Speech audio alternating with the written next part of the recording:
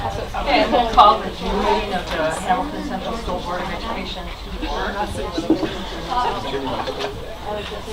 Turn it up a little bit. I don't know, you're not saying I just said something. We do have some additions to the agenda. Do we have any more additions to the agenda? Could I have motions to approve the agenda as amended? I'll second. All in favor? Your phone time. Could I have motions to approve the minutes of the May 16th, 2017 regular meeting? There's a couple of corrections Okay. in the minutes. Under board members present, it says Stephanie Larson. And then under absent, it says Alan Murray. He should have been asking for a while. Yeah. Those all changes. Okay, can I have motions to approve the minutes as amended? All in favor? Aye. Okay, the first thing we have to do tonight is a really happy thing. We have members of the Emerald Foundation board here. They're going to be sharing their presentations tonight for the grants that were awarded this year.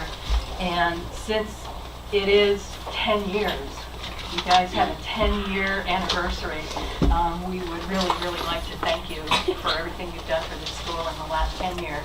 And we've got you cake. So before you guys start your presentation, everybody's welcome to get up and go get a piece of cake. And then we'll come back and you can go and do whatever things for your service. As soon as they become.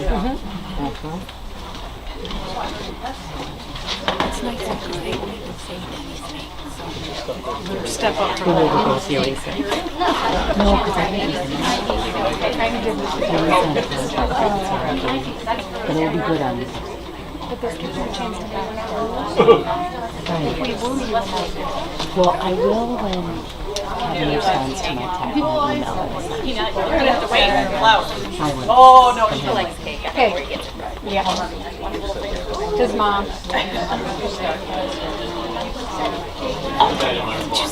don't know if you were home. Thomas ran through the path to go to Reese and Ryan's after school. And then he's got a lot there. All of a sudden I see him running like really fast and trying to catch and he just falls down on the ground. I'm like, okay. Like, yeah, let everybody try to say goodbye. She's not and that's correction. Everybody wants to be. Yeah. So they were all back there, because they were following right along by them. Yeah. As soon as she gets to them, they turn and leave where they're going. Because she's got that little waddle. Well, Lisa sent me a text. I don't know what day it was, but the boys were right there. He sent me a text saying that Riley was down, the boys all went upstairs and Riley was at the bottom of the stairs saying, Duper! And she's like, Okay. Anybody want cake here? Cake? All right, well, I'll take it. I was just told about your story. Yeah. She's like, older, why don't you tell me? You got a little something right here. I gotta keep myself busy. Mom, I'll have that one. She's got a stool. She's got a princess stool. Excellent. You didn't buy it? it said Kenny. All right. I should have bought in that. And I'll just go from there. It's going to be fast. Yeah. We'll just go as fast as we can. Is that all right? Okay. So I'll just give you guys just in general outline of what's happening. Oh, the only thing that was That's a special area. I'm sorry that about I it. Good. I should have. I would have too. No. And Denny's like, you said you would up that. I'm like, I did. And he's like, yeah. And she was that, I was like, forget it. It's fine. It was real good in the court. So did you get it?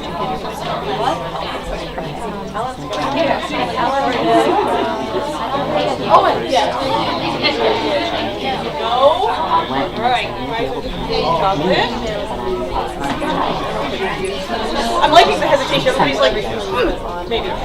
Ferdinand, chocolate? All right. Anybody this direction?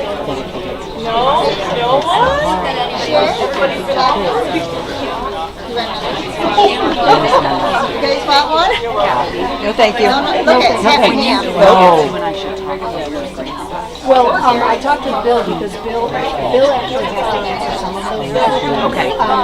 I've always been told in the past that we couldn't. And I got that's the stuff. But he was, so no I rush. handed it off to him. I just felt badly that we didn't have a. No, that's okay. I totally understand, but we had a conversation and I was under the impression he was gonna get a hold of me, so. No worries. I'll talk to I him just didn't tomorrow. want you to think we No, weren't no, responding. no, I Okay. will talk to him tomorrow and we'll get it straightened out.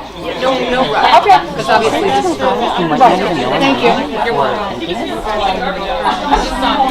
Oh, yes, because, well, this is the wrong, yes, it's a different student, but, so we're going first? I am? Okay. Never gonna talk to me. That's why we went to he went back in here. Right? Right. So I said, You don't know, but I, my niece because you know she's busy. yeah.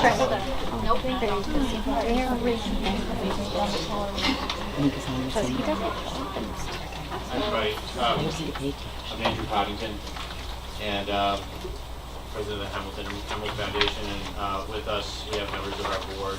Is this on?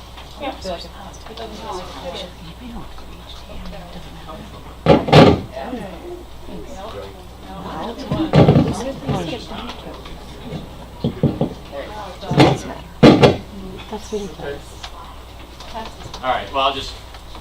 So we have members of our board here. So Heather Sherwood's here, Christian Rutledge is here, Sally Campbell is here. Again, I'm Andrew Coddington. We want to thank all of you for being here. This is our favorite meeting in which we get to hear from our grant winners from the year past. It's an opportunity. It's really our only requirement. That those who receive money from the Hamilton Emerald Foundation present what they did with their grant that year. So we typically do that in June.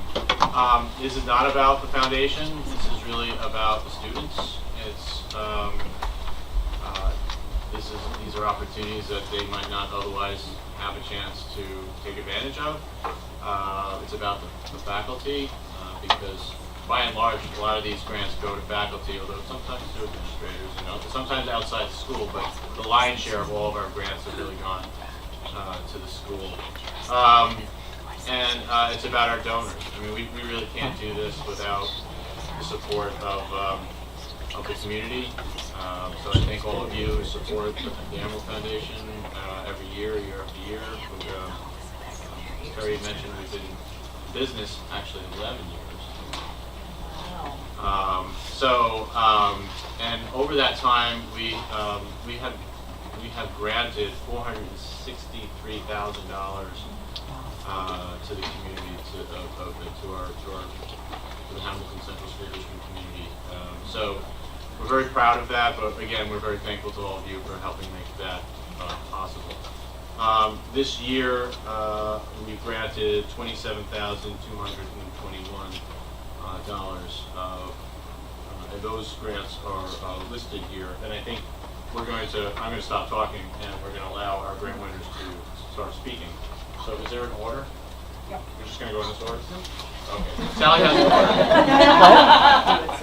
I'll let Sally present the order. Thank you. Okay, so first up is, it was Monica Chamberlain's. The green one, or Kathy said you can go her grant route. request that she had. It was a Skype session with an author in the 6th grade. Yep. And, right, so take it away. Sure. Sorry, Troy, get that thing on a piece of cake. Can I stand right here, or do I need to? Okay. That's fine. Or you want to come up front? I've got to see the. Oh, gotcha. Yeah, I've got a presentation. So, all right. So we, after reading 6th grade, after reading a couple of books by Tommy Alexander, we decided to approach the Emerald Foundation for a grant to a Skype session with him. Jen, what's the button to switch the slides to up? That's volume. Oops, sorry. It does exactly that.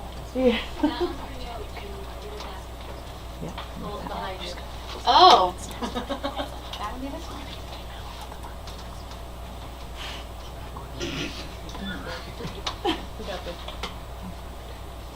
Point it toward the computer and see how that works.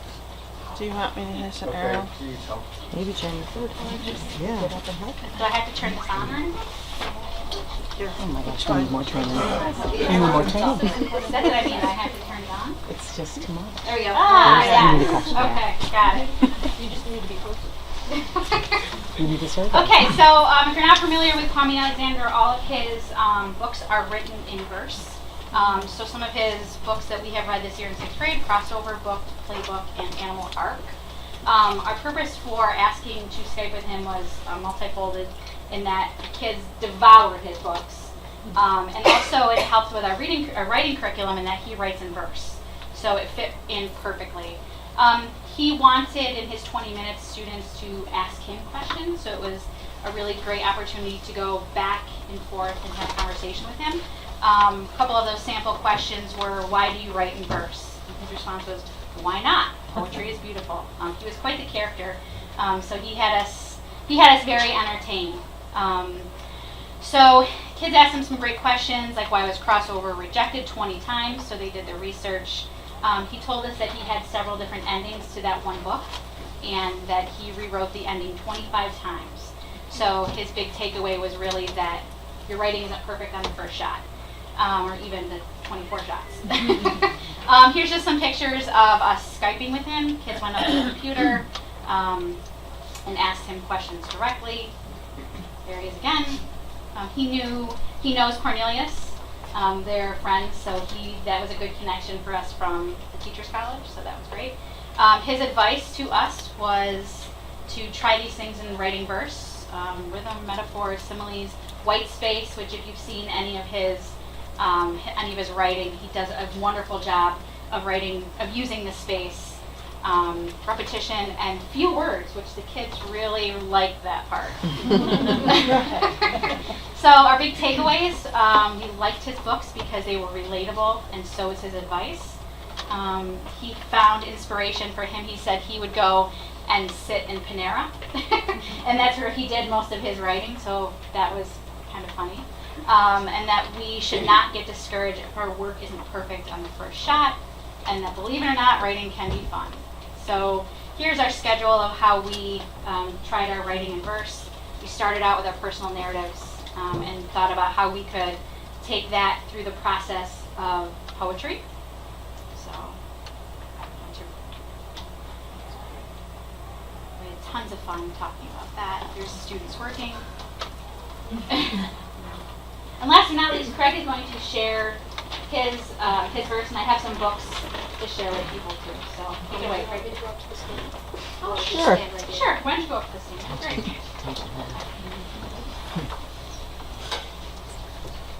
I apologize if there's frosting on my face. Oh my god. If any of you guys don't know who Danny is or don't know him very well, he's a kid in my class with cerebral palsy, and he's a lot of fun to hang out with. And yeah, so I wrote a poem about him. And some parts of it are kind of silly, but there are also some serious parts in it as well. Danny rides in his chair. He could beat up a bear with all his flowing locks of hair. All the girls swoon when he goes in the hall. Everybody turns and waves whenever he calls. His superpower is making us laugh whenever he jokes with the school staff. His Scooby snack is cheese nips, you know. And one thing's for sure, he goes with the flow.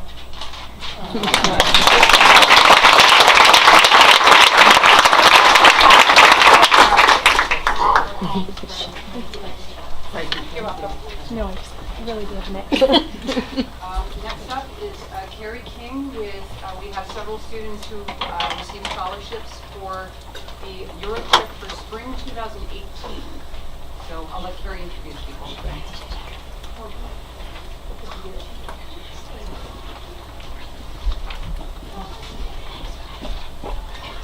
So I'm extremely grateful for the continued support of the language club trips, and that it really helps our kids get to places that they may not otherwise be able to do so. So we have 3 recipients of scholarships for next year's trip, and with that I will turn it over to the students to talk about what they'll expect, what they'll get out of the trip, and then next year we'll be back to talk about what we saw, what we did, what we learned, those types of things. So we have Shelby Curtis, Monty Stahl, and Cody Watkins.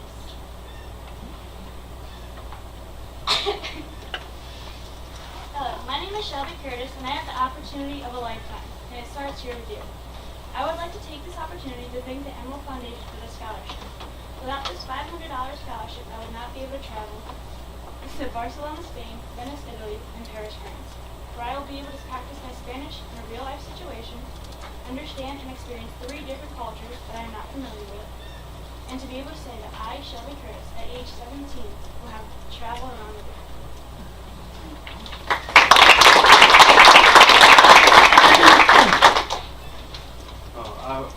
My name is Cody Watkins, and I would like to thank the Emerald Foundation for support and the opportunity for me to attend the Europe 2018 Spring Europe trip. Your assistance in helping me fund my attendance is greatly appreciated. My father is retired, and so our family is on a very tight, fixed income. This, coupled with my 2 older sisters attending college, leaves no extra money for travel. In fact, the last time I left the state of New York was when I was about 4 years old on a trip to Disneyland. Unfortunately, I don't remember much from the experience, but this is exactly the reason why I'm very excited to be traveling to Europe. I look forward to experiencing many different cultures that we'll be seeing through our trip. And I plan on capturing it through photography, which is a big passion of mine. So I plan on pursuing college along graphic art in the future. Cannot wait to see what I will learn and experience in Europe. I very much look forward to sharing pictures and experiences with you in the future. Again, thank you so much, because without your help I would not be able to have this incredible opportunity.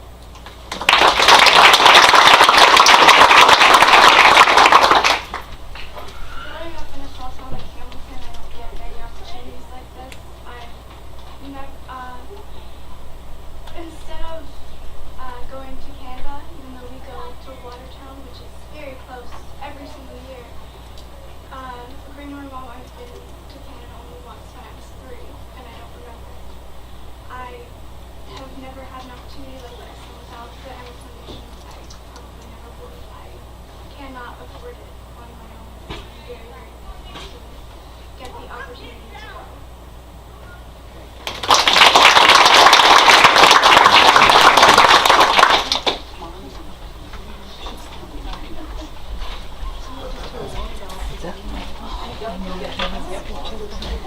Our next grant was again to a student with a student scholarship from Molly Stahl to attend the Colgate Summer Writers Workshop.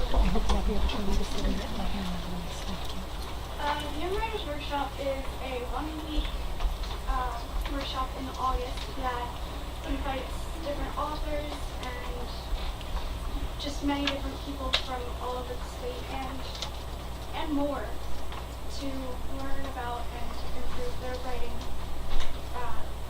skills. Each year we produce a book with all our writing in it, and the range of things in here is incredible, and the amount of things we learn, it's something that you wouldn't get to do anywhere else. Last year we had, I think we had a playwright or a scriptwriter, a poet, and we had Alicia Footice. So those were our 3 authors. They're very different from very different backgrounds, and so we were able to learn so many different things. And the different types of people that come as well, you're able to make so many friendships. I made a friend who lives in Germany that I now get to see every single year because she comes for it. And people from all over come. Last year there was a group of people from Utah. There's always just different people, different experiences to have, and it's always a good time.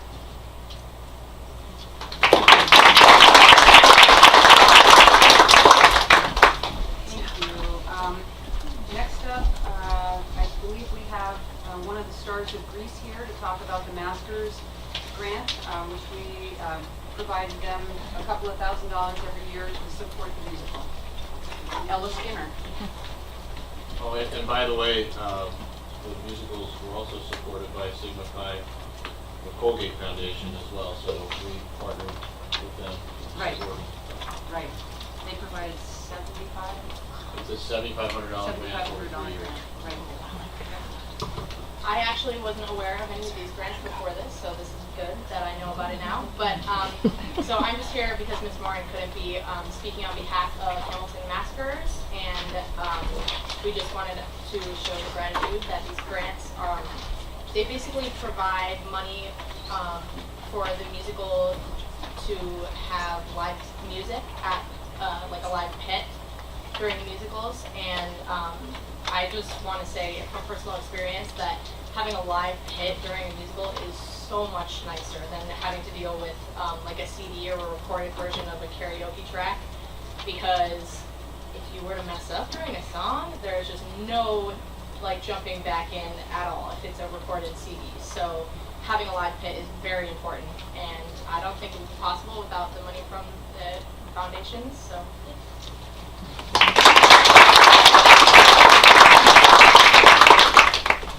Okay, we have the third grade teachers talking about their Syracuse stage production of Mary Poppins Field Trip.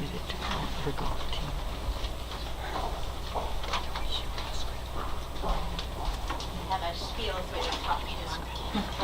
The Emerald Foundation provided funding for Jess Boyer and I to travel to Teachers College at Columbia University in November, and our hope was to learn more about creating units in social studies that are literacy and media driven, as well as highly engaging and measurable. The Institute was great. We attended workshops that detailed how to create a unit plan, how to assess, and how to confer with students in small groups and individually. The basis for attending the Institute is that kids love and are motivated by learning content, as content knowledge is compelling. So we learned that we can make use of this natural curiosity and harness it to propel them forward as readers and writers. We also learned that content literacy should be active and instructional methods should maximize student engagement. So we walked away with ideas about our materials and how they should be curated over time. Upon our return, we were able to create units about Brazil and China that interlace the foundation of what we learned at Teachers College, specifically engaging students in content presented in an authentic, relevant, and thought-provoking way. Students worked on center-based activities around the topic, studying all aspects of culture, including maps, climate, landforms, and as teachers, we put to use the conferring and assessment techniques that we learned at Teachers College as well. One of our biggest takeaways from the whole trip was to ensure that whatever we do, it's real world. Bringing the real world social science that's happening right around us to students, as well as taking them to it, is critical. We learned that authentic field trips are all around us, and the importance of taking advantage of all the opportunities that we have around us in Hamilton. In fact, as part of our experience, we were charged with visiting a museum in New York City, so we chose the Tenement Museum that's located on New York City's Lower East Side. And it tells the story of immigrants who lived there in the early 18th and in the late 18th and early 19th centuries. And the site was home to nearly 7,000 working class immigrants, through the use of primary source documents and oral histories and personal narratives. The museum docents take you back in time to a great hardship for people who saw opportunity in the world. The experience was incredible, and it really created a newfound zest for us to create the most interesting and authentic curriculum possible for third graders. And when we returned to HCS, we were able to share our experiences with our intermediate colleagues as we all forge ahead to strive for the most engaging, relevant, and evidence-based social studies curriculum possible for our kids. So thank you to the Emerald Foundation for this fantastic opportunity in New York City. And on a lighter note, third grade traveled to Syracuse Stage in December to watch the off-Broadway show Mary Poppins. We're grateful to the Emerald Foundation for funding the tickets for third graders to attend. For some, this was a once-in-a-lifetime experience. Our students prepared for the trip by learning the music in class with Mrs. Silver, and I can tell you that those catchy little songs like Jimmy Chimney will stick with you for a long time. The children were given a lens to view the production, whether it was through costuming or props or sets or dance or the career of a nanny, which made the discussion on the ride home with 8-year-olds really rich and fun. The day was beyond our expectations. The music and the dancing and the performances were fantastic.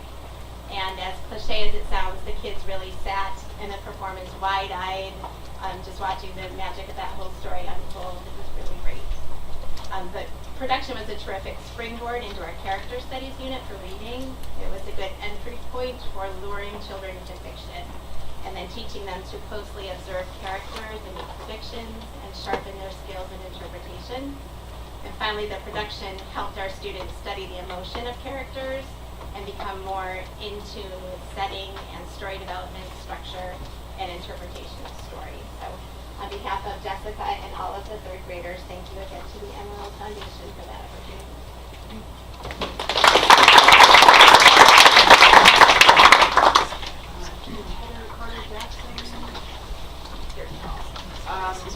We provided a stipend for illustrator author for elementary school students.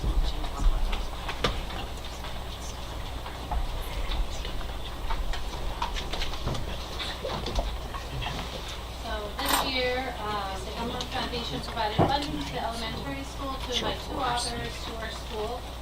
The process of this started very early on in September, and the teachers were involved in talking about which authors or illustrators that they would like to see, and I reached out to several different ones, and we were lucky enough to have 2 come and visit in March. So it was the perfect time in Hamilton to have, something exciting happen at our school.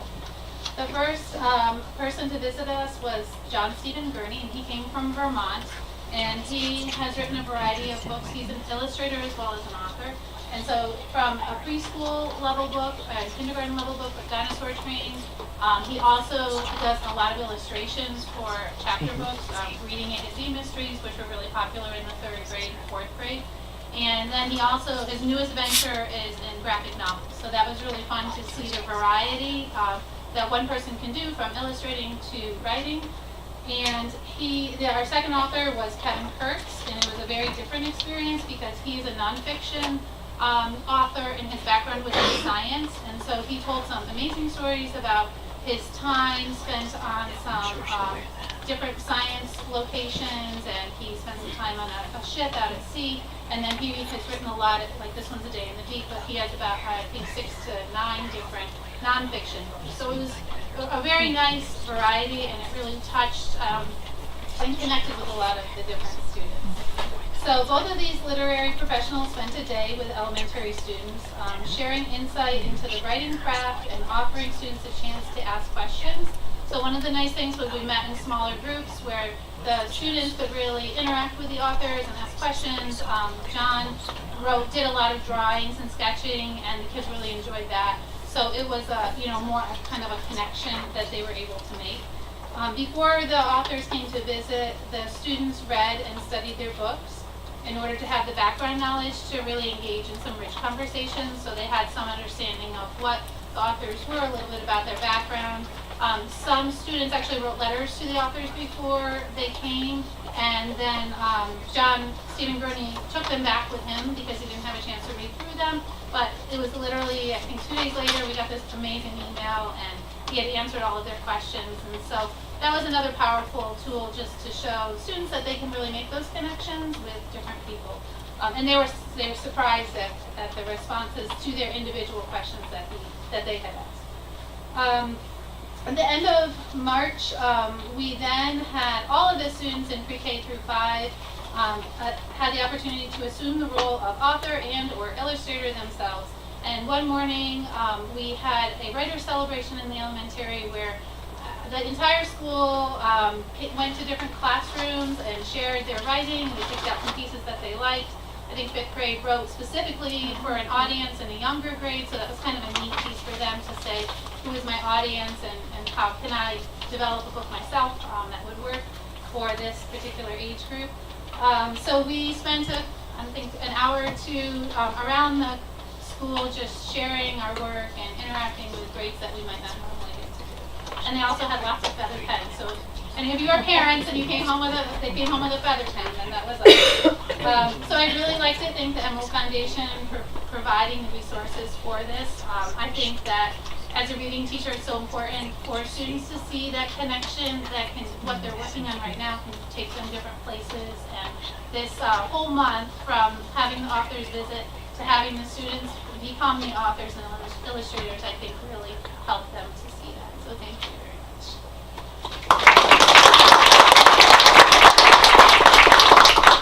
I'm going to have Ryan Bain come up, please. Wherever you are. Talking about the supplies for the digital printer for the secondary art class. And what you're planning to do. Great, thanks. Yep. So I'm Ryan Bain. I'm a part-time secondary high school teacher for art. So I'm actually going to pass around a box of 3D printed parts as I talk so that you can see some of the stuff that's happened. There's like a bionic hand in here, which I can't take credit for. It was here before I was here, but I think it's important to see what we can apply it to next year. So and there's a picture of a clock on the box. Most of the parts that are in the box are parts for the clock that I have 2 students working on. The Hamilton Emerald Foundation has provided me with funding to purchase a laptop for programming, as well as supplies and parts to get the 3D printer working. The secondary art classes will integrate 3D printing and modeling technologies in the upcoming years, in addition to what we've done this year. With the tight time frame we've had to get the printer up and running, which we're really excited to have. It's finally up and running. So I would also love to team teach with faculty from other departments if they wish to integrate it into their classes. Thus far, I've slowly incorporated 3D printing since we've gotten the printer functioning, and I'm excited to see the ways in which I'm able to incorporate it for next year. I'd like to incorporate the printer into my curriculum for Studio and Art 1, 2, and 3. Opportunities for my students range from using objects printed with the 3D printer for processes that involve using alternative materials such as ceramics to 3D modeling software and integrating 3D printing into choice-based projects using a tabbed format for mostly my upper level students, juniors and seniors. The MakerBot, which is our 3D printer, is a great tool to help our students learn from their mistakes and provide them with the ability to try out a technology they may have wanted to use up to this point but have never had access to. I feel that we're really lucky to have it, and we have a lot of things that we can do with it. We've had some issues getting the printer up and running, and as much as I want it to run flawlessly all the time, we all know that that's never the case with anything. So I hope that with our continued use of the printer next year, students will have the ability to diagnose and fix issues with the printer as they arise. I got it up and running for them to use, but I think it's equally important that when things go wrong with it, I work with them directly to help them fix it so they have that under their belts. The 3D printer is an excellent resource for students to utilize in many fashions, with some uses quite literally tied to fashion. I'm working diligently to integrate the STEAM model into my curriculum for critical thinking skills. Since our students don't currently have the option of taking a technology course in Hamilton, I want to provide them with technology insight to build an interest that hopefully they can explore in future years, and as well as beyond our building. Next year, I plan to introduce Studio 2 and 3 students to programs such as Tinkercad, SketchUp, Blender, and Mesh Mixer in order to draw up their own models and ideas.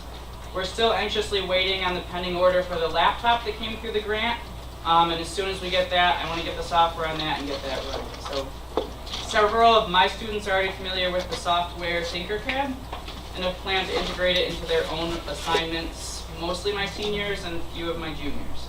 So hopefully the juniors that are starting this year will continue what they're doing next year.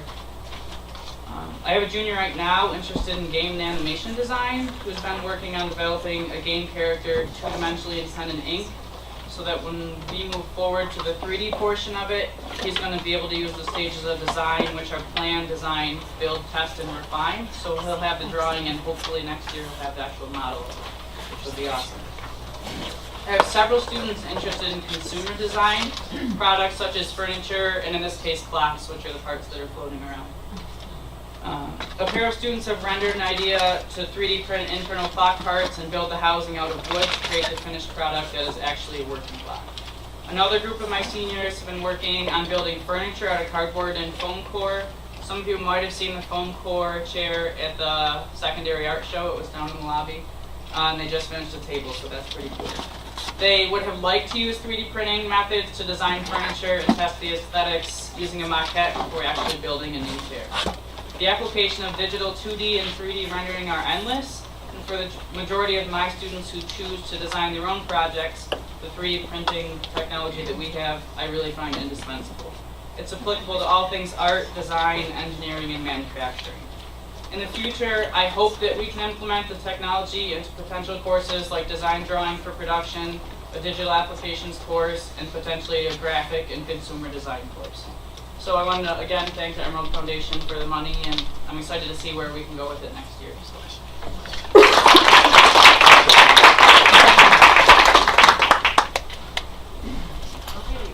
Jen Lux,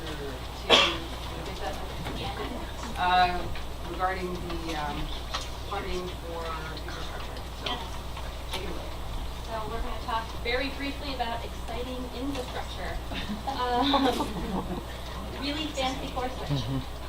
So in September, when I took a look at the infrastructure, we were faced with about a $270,000 project to upgrade the infrastructure at Hamilton. Thankfully, the Hamilton Emerald Foundation donated $14,000 to purchase new core switches, which are basically the hubs of our network switching in district, which then reduced the amount that we needed to finance in our multi-year for infrastructure upgrades. Just a little bit of a result. Did some testing of speed, internet speed before the core switch upgrade and after the core switch upgrade. And to open a browser, there was a 42.4% faster, and to load a web page, it was 59% faster, which was the sample size of 5 minutes. So, thank you very much. I appreciate it, and I think everybody who's using the internet appreciates it as well.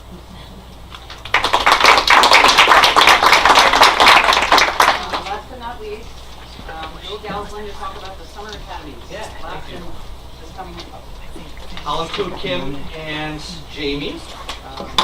But as you've heard tonight, and I think it's really important for us to take a minute and really think about the Emerald Foundation board and donors and the amount of support that they provide and how it enriches our students on a holistic level, academically, socially, emotionally, and culturally.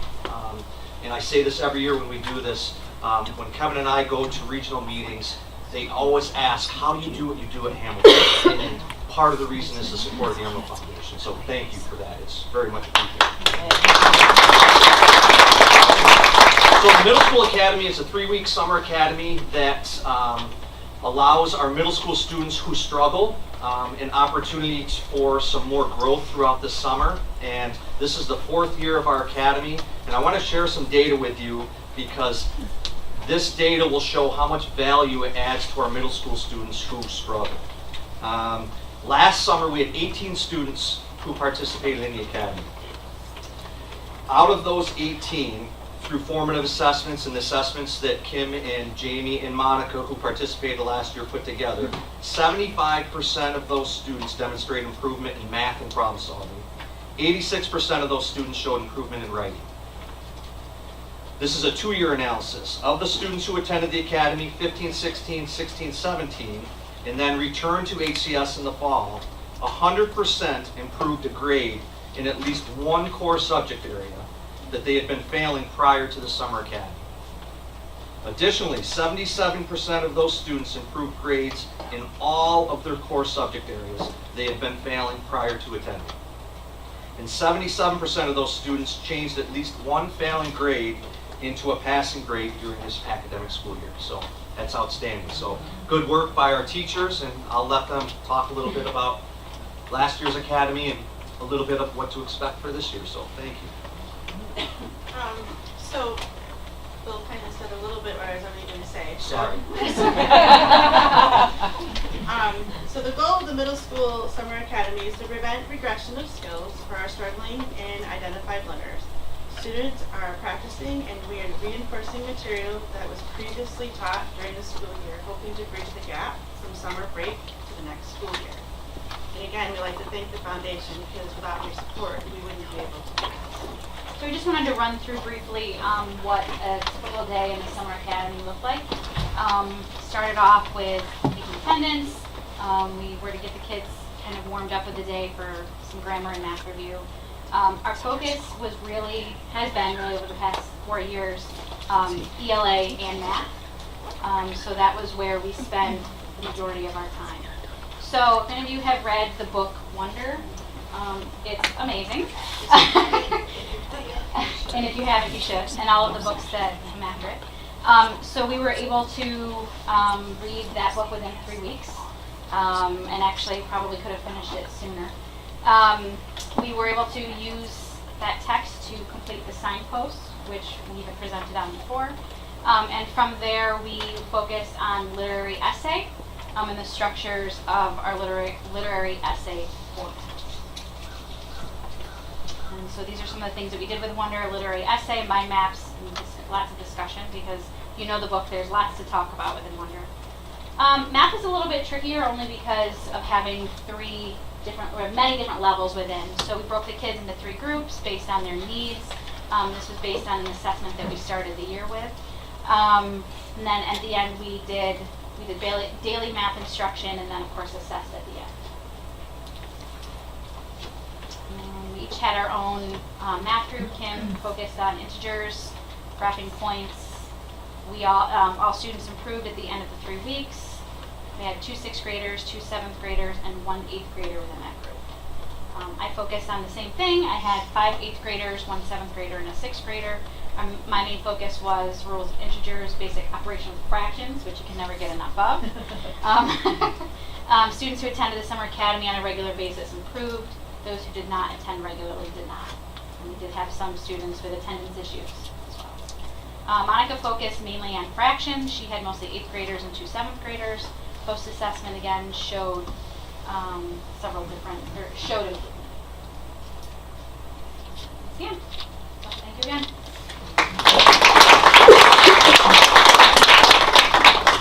Thank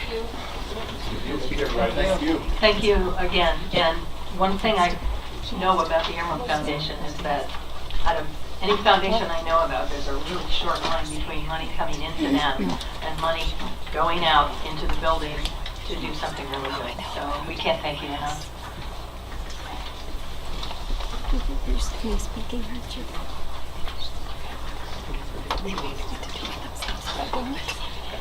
Okay, that brings us to the consent agenda. Can I have motions to approve the consent agenda items as recommended by the superintendent?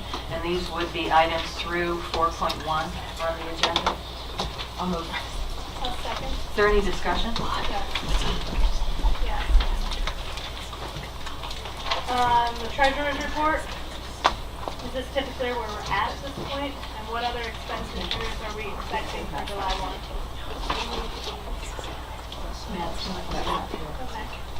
He would be the person to answer this. Maybe we could put it on the questions to be answered for next time. I'm writing it down right now. I don't have last year's in front of me. Okay. Can you just repeat the question? Is this typically where we're at this point? And what other things are we expecting before July 1? What do you mean by what other things are we expecting?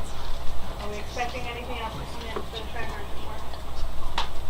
What expenditures do we have between now and the end of the year? The answer is definitely yes, and we'll get back to you because we're still in business through June, which is when the fiscal cycle ends. Any other discussion?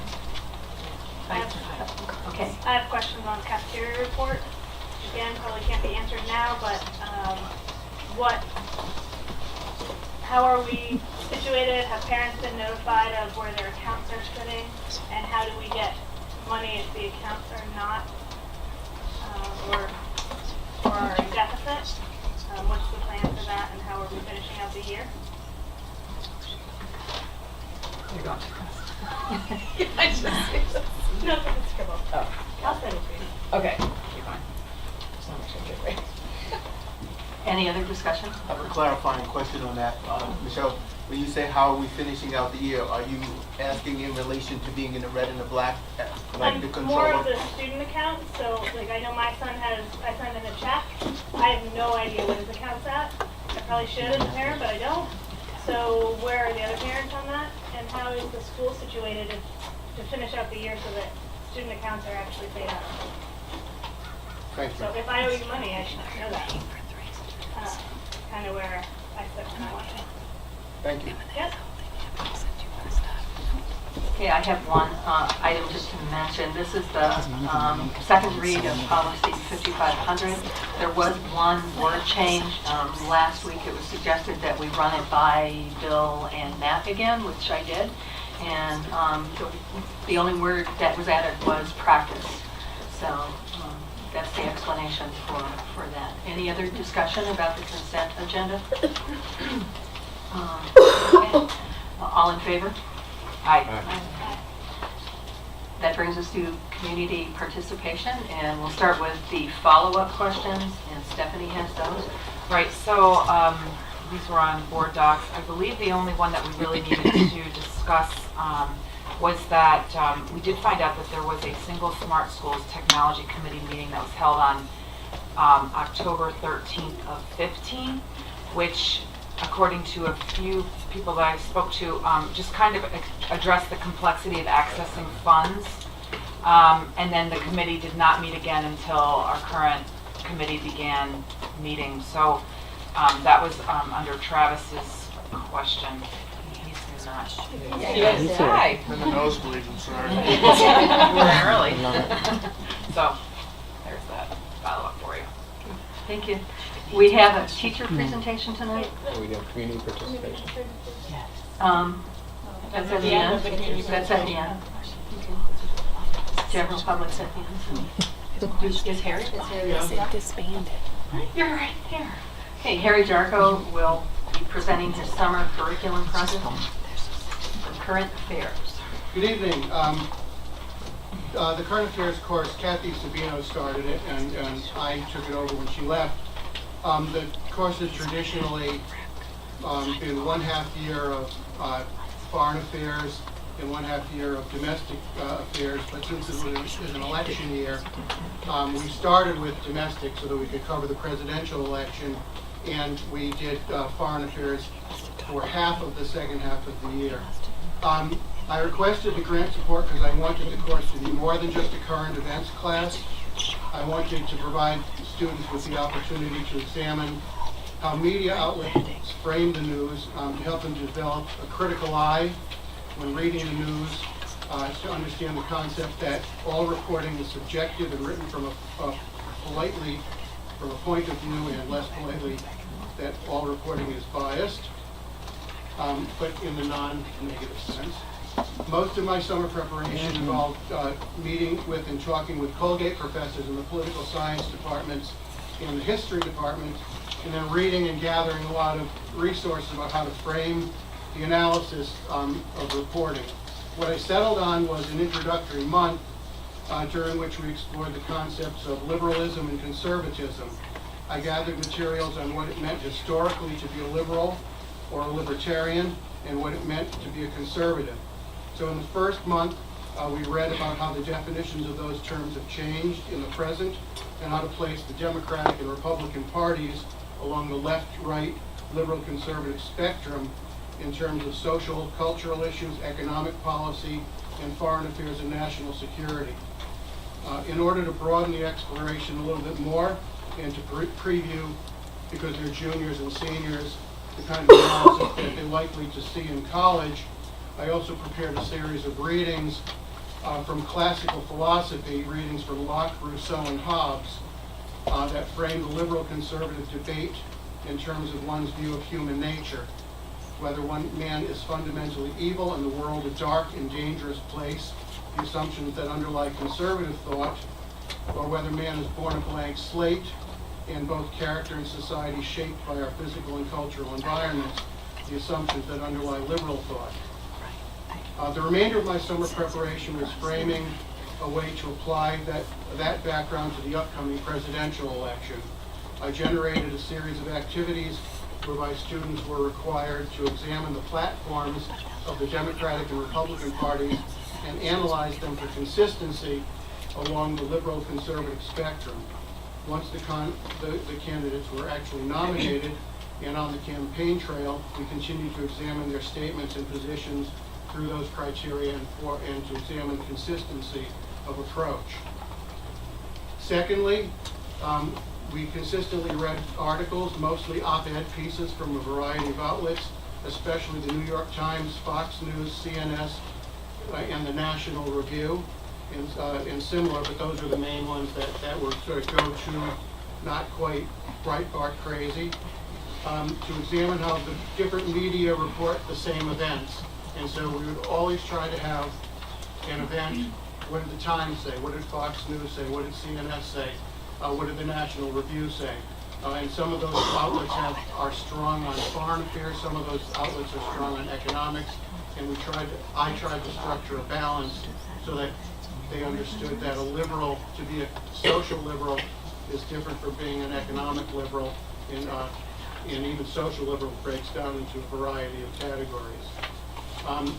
I developed a long-term project whereby students selected a topic of their own choosing to examine how it was treated in the campaign, how different sources reported it, and how the candidate's position fit into the larger liberal conservative spectrum.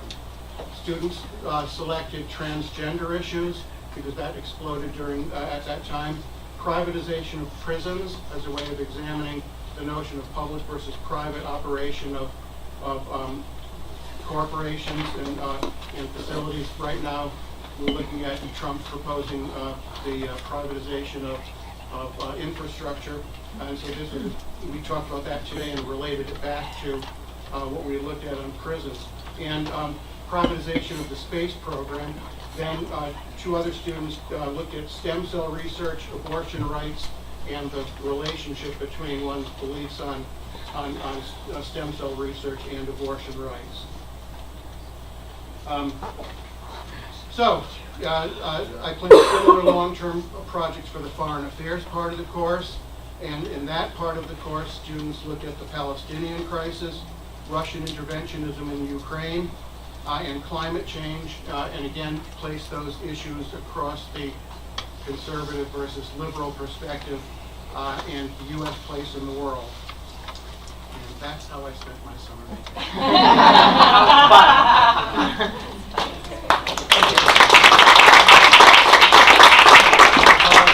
Go back down to registration. You haven't signed your kids up for rec yet? We're still there. See ya. Thank you. Yep. Thank you very much. That brings us to the opportunity for the general public to comment. Oh, yeah, Lorik. It's going to be one of those. Yeah. Okay, we have a Lorik cybersecurity review. Ms. Lobster?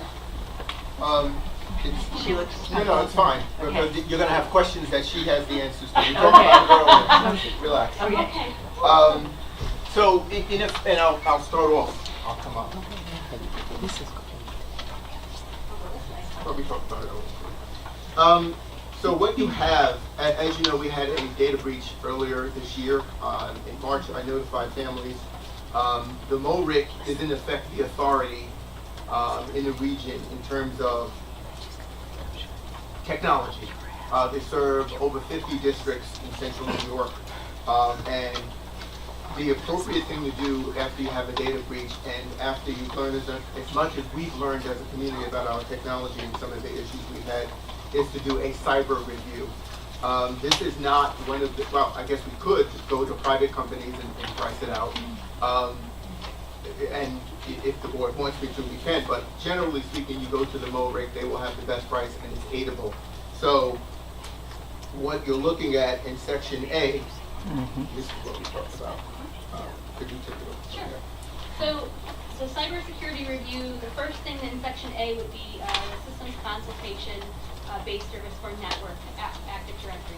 That would mean that the MORIC will come in and audit or do a review of our Active Directory system, which is basically the main, trying to put it in really simple terms, the main software we use for creating accounts for users on our network.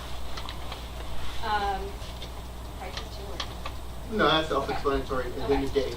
So there will also be 3 days of somebody coming in to do that. So each piece of this has the service and then how many days it will take for that service. So Active Directory will take 3 days of MORIC coming in. The next thing in section B, there will be a review of users in School Tool, which is our student information system, which is very secure, needs to be very secure for very many reasons. Again, free network days in district for that. The other things that will be evaluated and reviewed are the financial and vision systems. So that's math stuff. That will take 3 days as well. And the final thing will be a review of ClearTrack Special Ed. That will take 2 days.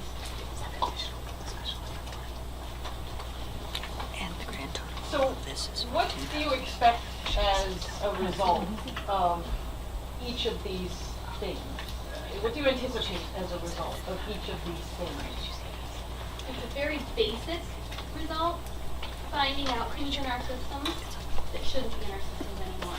Anybody who's no longer employed, any students who are no longer here. That is very basic. Cleaning up the directories and Yes. cleaning up, and so that's at least part of what they're doing is cleanup.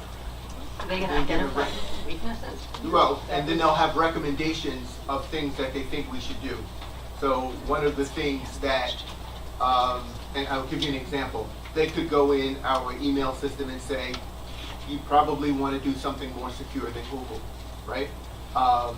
Or they could, it's something along that line. They'll come up with recommendations. Much like when you have an audit. Someone comes in who's an expert in the area and says, this is what you probably need to look at. So that's what it is, and that's the discussion. And what percentage of this total cost then would be aidable? Roughly 50%. So 50%.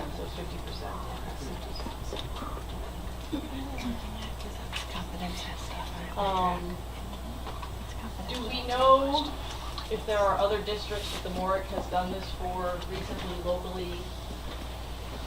I do not know if they've done it recently and locally. I know they do it as part of their service, but I can have an answer to you fairly quickly. Is probably. there- We find that out.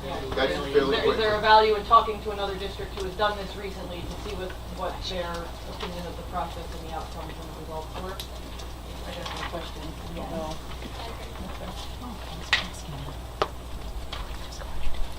The answer is yes, I'll look into okay. that and sort it out. And so, is there a reason why there's been this delay? It would just seem that we had a breach in March, that the review would have been done. There are some things that we can do that we've been doing internally, but in terms of asking, we go on a list of things that they have to do. They have priorities in their 56 districts, and so there are things that we've asked Ms. Lobster to clean up and look into that we have control over. And they got to us, and then So this is as soon as they could get here. Well, it's probably a month late because we didn't have it on the agenda, but it was discussed that we should have it on a public agenda to discuss. Thanks. Any other discussion? Thank you. Thank you. So this is not intended to be an action item tonight? No, this is a discussion. It's a discussion item. Next time we get it. And I'll have those stand for questions. Thank you. Jen, thank you for being put on spot. These are the protocols for the public participation part of the information section. The meeting will be videotaped. A Board of Education meeting is a meeting held in public, not a public meeting. Anyone wishing to address the board may do so during one of the 2 public comment periods, and the board will determine whether to respond at that time or defer the issues raised to a later time.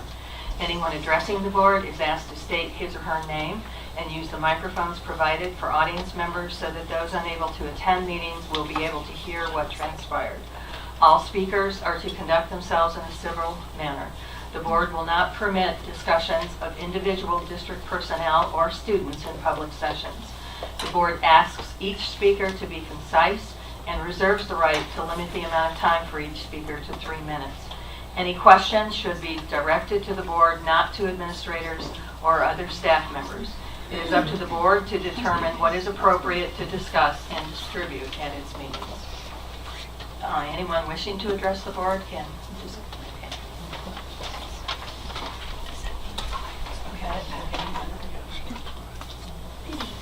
My name is Amanda Sunderman, and I'm the new fifth grade teacher at HCS, and I just wanted to take a minute to publicly thank our community. I've been in a number of schools over the years, and I was overseas for 7 years, and my welcome here has been fantastic. From the students to the parents to my colleagues, and it's really been an amazing adjustment for me, and I'm proud to be a member of our staff, so thank you. Thank you.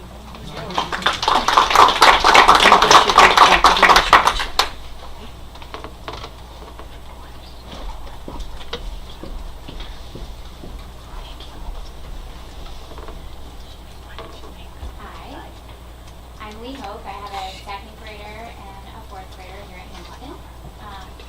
Recently, the board approved a full-time position for the People Personnel Services job, which I thank you for. I think that's great. But we are interviewing for a part-time position, and I just wanted some clarification as to why we're not interviewing for one person for the full-time position. Sure, I can answer that. As we discussed through the budget process, one of the things that we are looking to do this year and do a little bit better is give teachers more voice and more say in terms of what they think they need. And with the current structure that we have a part-time, very experienced director of special ed. And what we hope to do is, and we will do, and the plan to do is either expand that to 3 days a week. We met with the 2 senior teachers of the special education department, and the question was, would you prefer to have the very experienced person who's been working with you over the last year, and quite frankly just finished the RTI plan, or bring in someone new who is full-time?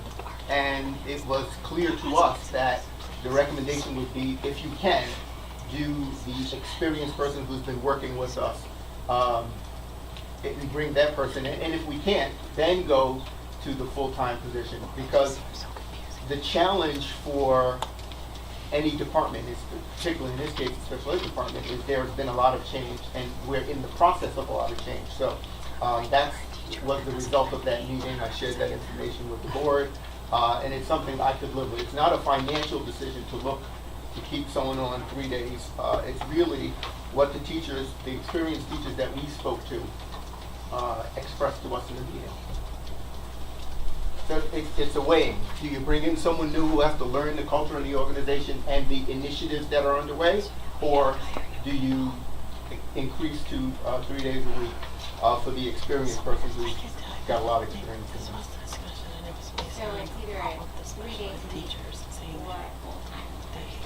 It's either a 3 day a week in the current structure with the same person who has a lot of experience and has been here over a year, with the same people doing the different initiatives, or a brand new person who we don't know, and going in that direction. So that, I think that was a way to kind of let people know we hear them and we value your opinion, and that I don't see it. I don't see necessarily a downside. I see the long-term implications if you wanted to just say, okay, what is the long-term goal? But right now, where we are, that makes sense to me, and it's something I could recommend to the board. There's still a possibility of a waiver if we getting a waiver for more time. Yeah, so we're working on that with the state ed, and ultimately, either it will be the experienced person for 3 days a week, which is what the experienced special education teachers asked for, or a full-time person. Because of certain realities, we can't have our experienced person full-time. Is that correct? That is correct. Yeah. So that's Basically. Unless we get a waiver. there are from the state. logistical issues that do not allow us to have our experienced teacher for 1 year. Unless there's- Or we could hire a new person with experience. We certainly could, but we want to take into account what people think would be best for their department, and I think that there's some value in that. Thank you. Yeah.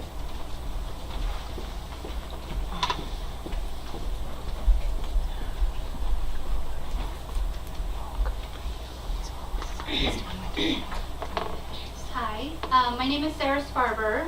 I'm Jennifer Jones. And we both have kids that attend HCS, but we currently both have second graders. And we're here just to bring up our concerns about the current class size of the second grade. They're a rather large class. Next year going into third grade, there's 50 students, so it'd be 25 per class because there's two third grade teachers. I know in the past that HCS has had class sizes this large, but I think, and I know we think for this particular class with a lot of social and emotional development that still needs to happen with this class, that it would be beneficial if an additional teacher would be added. I know the plan for next year is to have Mr. Posner step in for... Please don't mention staff members' Oh, I'm names. sorry. To have an additional person fill in for math and ELA. And I just am curious why that person is not thought of to add on as an additional third grade teacher. There's been challenges over the last couple of years, and I feel that it's really hindering certain children who really have a desire to learn, and there's definitely been some setbacks. We've been fortunate enough to have these great staff members. However, I think it's very trying on them as well, and it's very hard to focus on those kids and to teach them when there's certain kids that need constant redirection. And there is a large group of them, and it would be more beneficial for all the children to get a better learning experience, a better educational experience by having smaller class sizes. Right. I feel that just because our kids happen to be in a bigger class, that they shouldn't be penalized for being in a big class. There's smaller class sizes. I have a kindergartner, their class is 14, and I think that any child would benefit from a smaller class size.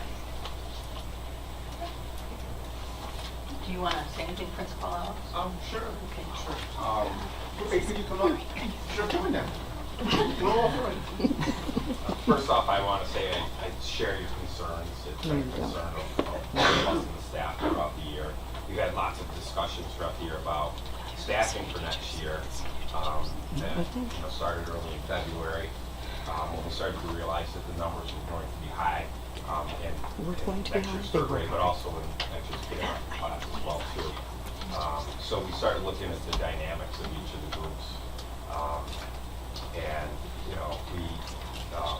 we made a decision, and the board was kept up with this at the February, the April meetings, and May meeting, to add a kindergarten position full-time to next year's class, as opposed to possibly adding a third grade position. And there were some things that went into that decision. There was basically a high enrollment in kindergarten as well, so not as high as in third grade. But also with this incoming kindergarten class, there was an additional dynamic of there was a 42% free and reduced lunch population with the pre-K class coming up to 10, which for our district we were around 30% for free and reduced. So this was an economically disadvantaged group of students, and so we met with. I met throughout the year with various groups of teachers, pre-K, second, third grade teams, and we heard from pre-K teachers that there was challenges to this group. We actually made some adjustments this year. We added some additional staffing for one of the pre-K classrooms based off some needs. So there's some high needs in that class as well too. Traditionally, we've also here at Hamilton tried to what we call front load, in being that 10 years ago when I came here, we had 3 classes per grade level. And each year, the funding was less and less, and our population was going down. So we started cutting back grade levels. And, we did that based on population and needs, as we're talking about now. But we also kept in the back of our mind that we wanted to keep our primary grades, the K1, 2 grades, the earliest years for our kids, the lower numbers, so that they had more support. That last year. year was the first year where we cut all of the grades back to 2 sections. And that was kindergarten class was a very difficult decision, but we had classes 29 kindergarten. It was hard to justify that.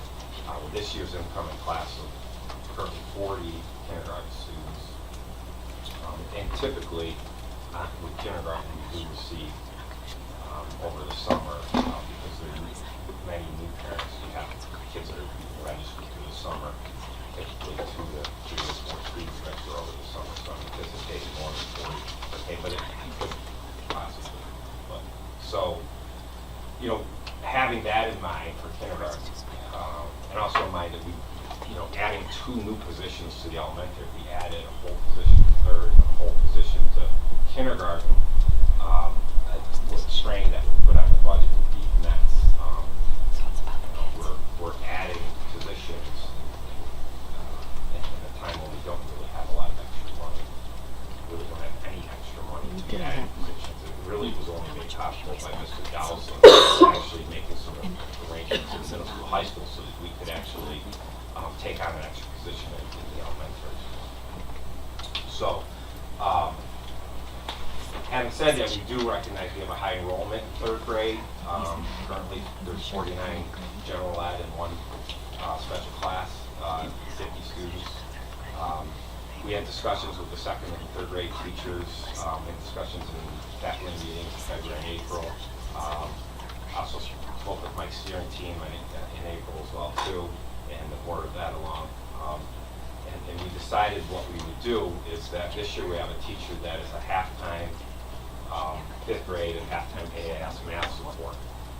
The AIS math support was something that was missing for a while here.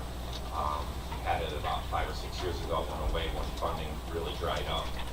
Could you clarify what AIS is and who gets it? Sure. So, yeah, AIS math would be, and there's an AIS reading component too. We have reading teachers here as well too.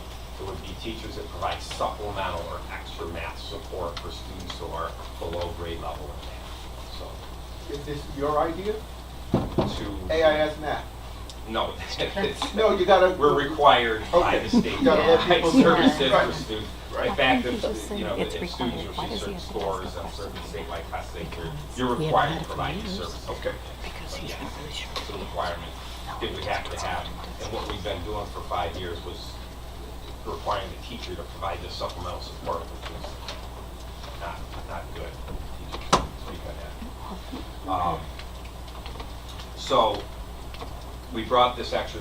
The thought is that we would bring this extra person down to the 3rd grade as that 5th grade class is moving on, and he would provide ELA and math services. ELA is a 90-minute block, and math services is a 60-minute block. Would be a half day of services for students, so that there would be 3 classrooms that students would have their ELA, their core subjects in 3rd grade. That would make the numbers so that you would have 16, 17, just estimating how they would split those up, but with the 50 students that are there, as opposed to 24 or 25, because we would have the 2 to 2 sections. 25 and 25. And with this, the way this would be arranged, you would have just science, social studies, and I say just, it's still a lot. You would have science and social studies, and special classes that would be the class of 24 and 25, or 25 and 25 in some cases. Which was done this year. It's really the same template that we use for 5th grade support. Because 5th grade, again, had 50 students as well to start the year. So we use that same template with 3rd grade. This year's incoming 3rd grade class. There are other things that went into this thought process. Has a 32% free and reduced lunch population, but also has, which is lower than in kindergarten, but also has the high needs like kindergarten has too, and social emotional high needs. So, all of that was put into consideration along with the idea that last year we were identified as a focus district, which if you don't know this by now, we are a focus district, which means we are identified for a certain subgroup. That subgroup was our free and reduced lunch population, or our economically disadvantaged students. So we are identifying our students who are achieving lower, in fact, where they were in the 10th percentile in the state on assessments, which Top 10 or bottom 10? bottom 10%. So our economically disadvantaged students who are achieving poorly here at Hamilton. And if on the flip side, if you've seen any of my presentations where I like to brag about how well we do on assessments, and I do, we are typically, our general ed population, which is all of our students, which includes the economically disadvantaged kids, we're generally around 20% above the state average, which puts us in the top 10th percentile or even higher in the state for scores. So you have to take where our general ed population is scoring well above state average, and our economically disadvantaged students are scoring well below state average. So that's a clear signal to us that we have to do something, not only morally, but also, the state is telling us we have to do something about this. You're put on this focused district watch list for two years. If you don't make improvements for those students after 2 years, you go up to the next level. And there are levels with how you're identified by the state. Some of those changes are, right now it's just a, hey, here's your flag, fix it. Come up with a plan, develop some goals, make some changes, and we'll take a look again. If that doesn't happen after 2 years, there are much deeper consequences that happen to us. So, we have this obligation to help these students. And when you look at this incoming kindergarten student group, which is our youngest, they're learning how to read. What little extra money we have kind of has to focus on helping that group out because of all the things we talked about, but the economically disadvantaged students is very important. Did you get money? Can I just say, I do appreciate the clarification, and it sounds great for kindergarten, but I still feel like our students, our second graders, are still sort of at a disadvantage of only having 2 teachers in that grade, and that they'll continue to go on through their elementary education at suffering in a way, so just. I guess I'm a little offended that my child's education is being hindered by a free and reduced lunch program. And I think that it's a little disheartening that there is not money allocated somewhere in our budget to be able to give our students the best education possible. And I can't speak for any of those kindergarten students coming in, but I can say, join the current second grade class on field trip. It's very challenging. They're in several different directions. It is a very difficult group of students. And I understand that it worked out great for 5th grade. However, these 2 years makes a huge difference in these kids. And it's very scary to me that I have a child right now that is thriving and wants to learn. And each year I see that desire to learn digressing because they come home and say, I love my teacher, but this one got in trouble again. And we lost recess, because this kid and this kid wouldn't pay attention.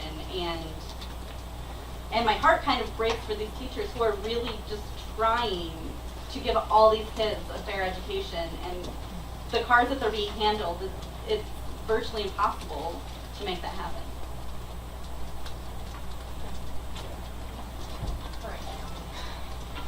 Thank you. Yeah, can I just, Kevin asked this, I'm going to phrase this as a question, but I don't expect an answer. It's just something for us to think about. Just before this, we were talking about a full-time position that is not expected to become full-time. If there's any of that revenue left, if there's any reason any way to then pair that with another part-time position and make another full-time elementary school position, it seemed like a great opportunity. I don't expect us to have the ins and outs of that now, but I would hope we look at it. We're going to write that down. Especially if another third grader walks in, I mean, Or that's. 2 or 3. Yeah, that's right. Yeah. Any other?